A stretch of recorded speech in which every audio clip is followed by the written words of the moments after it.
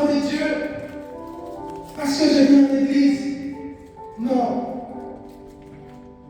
Oui, bien-aimé, tu dois l'être de nouveau. Tu dois marcher conformément à la parole de Dieu. Celui qui médite la parole, bien-aimé, c'est quelqu'un qui est instruit. La Bible ne va pas endoctriner quelqu'un. La Bible ne va pas perdre quelqu'un. La Bible ne va pas désorienter quelqu'un. Bien au contraire, la Bible est source de bénédiction. Quand tu la médites, nuit et jour, comme le verset nous dit, heureux ceux qui prennent le plaisir dans la méditation de la parole de Dieu. Bien-aimé, ce n'est pas l'école biblique qui va te sauver.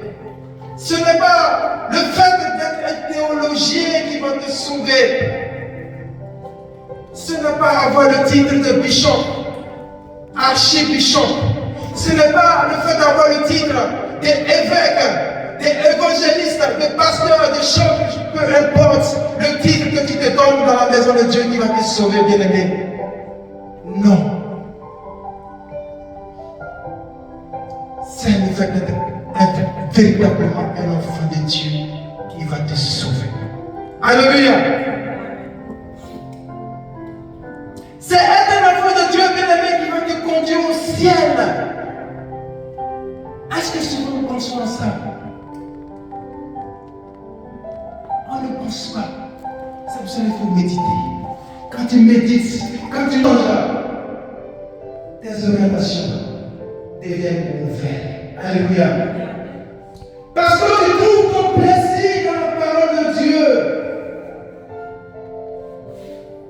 C'est vrai, tu peux être apôtre, tu peux être prophète.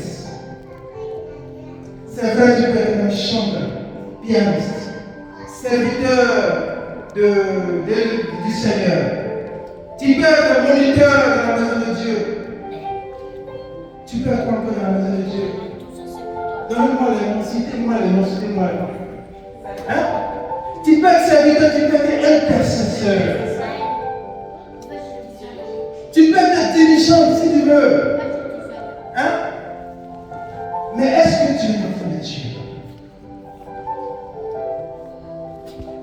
Parce que ce qui doit faire ta joie, bien-aimé, ce qui doit faire ton plaisir, c'est le fait.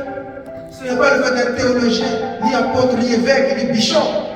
Mais c'est le fait d'être enfant de Dieu. Alléluia. Parce que quand tu es enfant de Dieu, ton nom sera écrit dans le royaume des cieux. Ton nom sera écrit dans le livre de vie. Alléluia. Jésus disait dans sa parole à ses apôtres, c'est vrai que les démons vous sont soumis. Mais ne vous réjouissez pas parce que les démons vous sont soumis, bien-aimés. Il a dit ça à ses apôtres. Mais réjouissez-vous de ce que vous... C'est ça votre plaisir, c'est ça votre réjouissance, c'est ça ta préoccupation, bien-aimé. C'est vrai, tu peux intercéder pour les autres. Tu es intercesseuse dans le livre de vie. C'est la question que nous devons nous poser, bien-aimés. C'est pour cela ce matin, la Bible dit, heureux celui qui ne marche pas selon le conseil des méchants, qui ne s'arrête pas